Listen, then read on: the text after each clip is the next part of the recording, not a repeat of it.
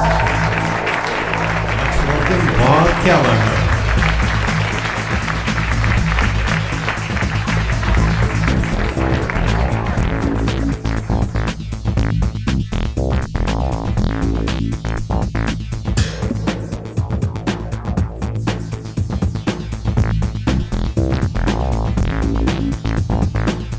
Hi, I'm Bob Kelleher, founder and CEO of the Employee Engagement Group, and I would like to talk to you about the 10 steps of engagement.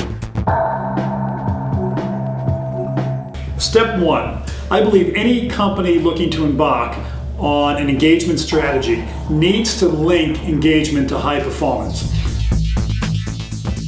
According to a study that hasn't yet been released by Deloitte, 49% of their respondents are going to be looking for a job over the next 12 months.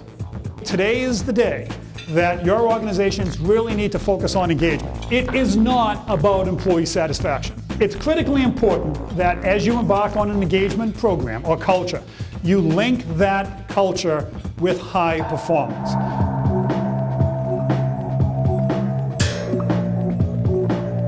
If your leadership team is going to embark on an engagement strategy, your leadership team, specifically your CEO, has to own it. If not, employees will view it as a flavor of the month. When there were 12 of us traveling, and the CEO, as he goes to check in, learns that he's been upgraded to a suite, and he says, I really don't want a suite. So of course I said, I'll take the suite. And he rightfully said, well, who's the lowest level person who's traveling with us?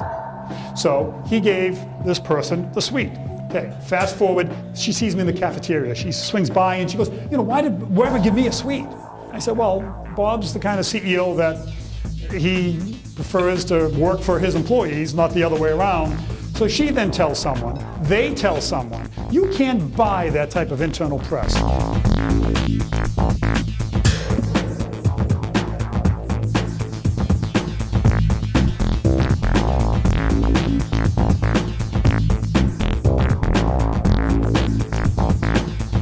If you're going to embark on an engagement strategy, how are you training? How are you developing? How are you establishing expectations for your first line leaders? A well-known Gallup survey of 80,000 global employees, the number one engagement driver is your relationship with your first line supervisor. Guilty as charged. I go to Supercuts.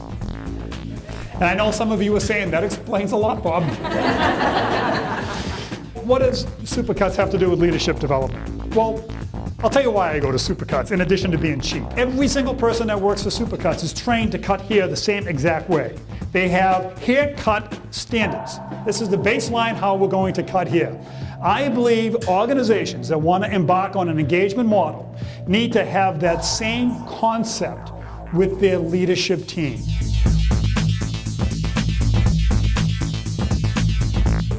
Now, your fourth step, Bob, is communication times 3. So, of course, if your CEO has developed this fabulous employee engagement program, but no one knows about it, how can anyone institute it?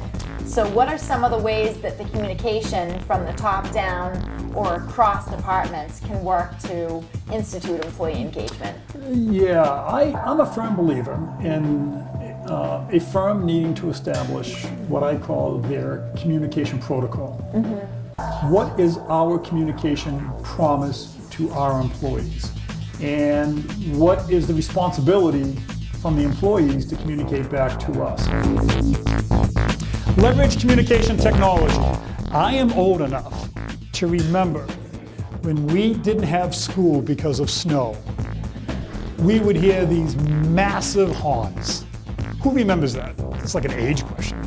And then, now that I'm a dad, the phone rings. Hi, this is Principal Smith at Danvers Public Schools, has been called off. Okay. Now my son is a student at Northeastern. He gets a text message. No school, snow. Okay. Think of how technology has changed in how we communicate. Individualize engagement.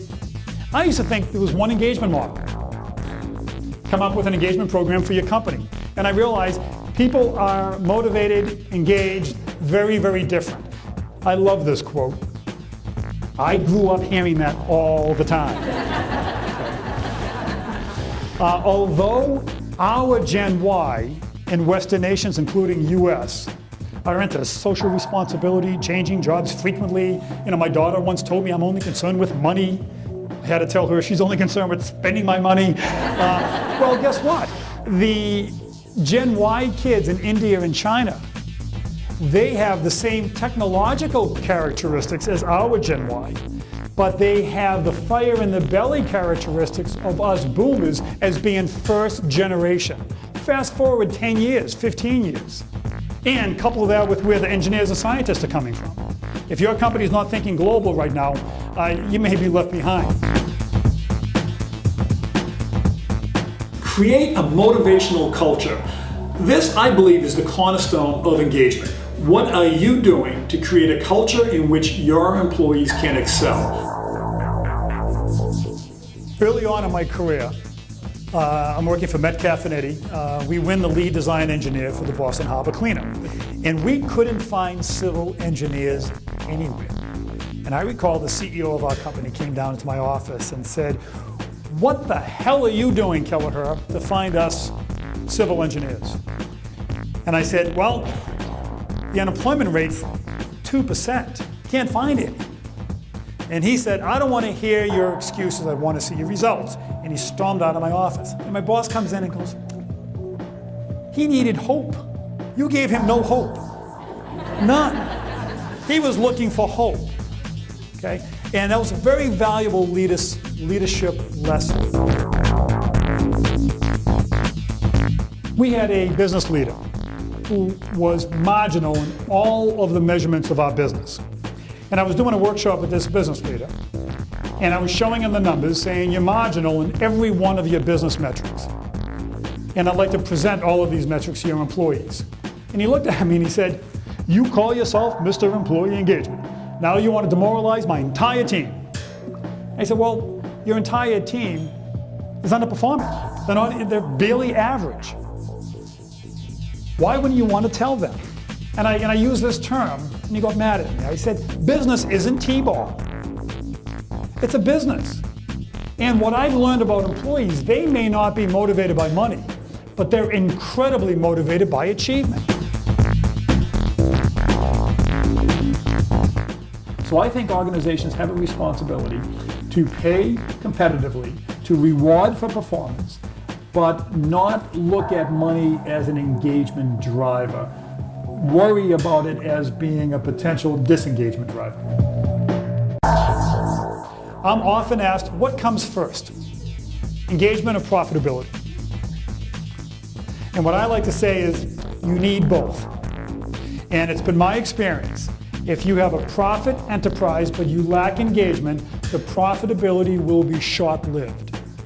Conversely, if you have an underperforming, non-profitable business but an engaged group of employees, they will help you get out of that underperforming state quicker.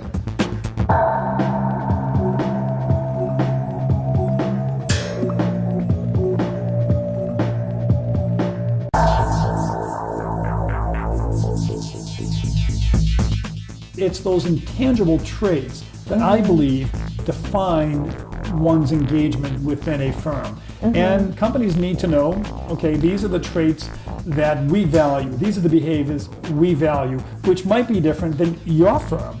We rarely terminate someone based upon the aptitude of their ability to do the job. But it's the attitudinal things that really make a difference. Invest in engagement, but come out of the gate with a plan that can sustain the test of time, can be sustained in good times, and can be sustained in not so good times. And tell your employees it's a multiple year journey, and keep it simple and execute flawlessly.